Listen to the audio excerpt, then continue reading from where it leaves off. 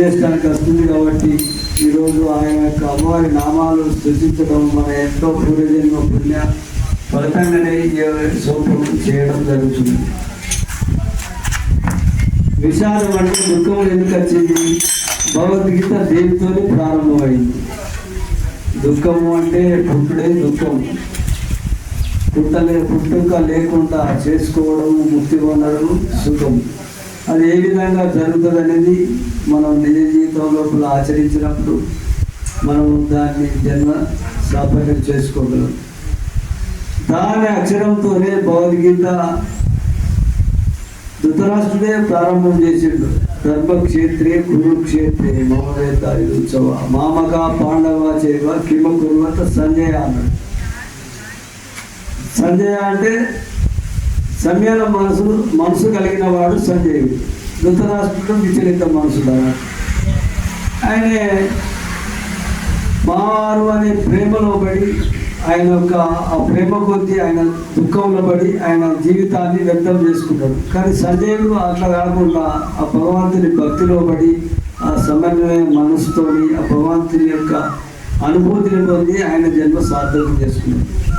మనం కూడా మన నిజ జీవితం లోపల సంజయునిలాగా మనము మన జీవితాన్ని సార్థకం చేసుకోవాలి. గీత పట్టుకుంటే మన రాత మారుతుంది అని ఎందరో మార్పులు చెప్పారు. సంసార సాగరం కూడా తచ్చిమిచ్చి ఉన్నారు. గీతానామం సమస్య అంటే పారంపర్య సుధీనత అని గీతాలోనే ఉన్నది. ఎట్లా రాత మారుతుందంటే మనం ఆ విధంగా వారు చెప్పిన సందేశాన్ని సాంఖ్యయోగం, అర్జున విషాదయోగం, సాంఖ్యయోగము, కర్మయోగం, 3 యోగాల లోపల భగవంతుడు ఏం చెప్పిందంటే నీ ఆత్మ పుట్టేది కాదు, చచ్చేది కాదు, మరణించేది కాదు. ఇది అగ్నికి దహించేది కాదు, వాయు లోపల ఎండకి ఎండిపోయేది కాదు, వాయువుకు దర్శేది కాదు, వానకు దర్శేది. తీసుకుని మాట్లాడు జపము ధ్యానం చేసి మనం జన్మ ధరించుకోవడానికి ఈ మానవ జన్మకి అవకాశం ఉన్నది, ఏ జన్మకు లేదు. ప్రతి జన్మను సార్థకం చేసుకుంటే మనం ముఖ్య ఉద్దేశం. మనకు వేదముల సారమే ఈ యొక్క భగవద్గీత.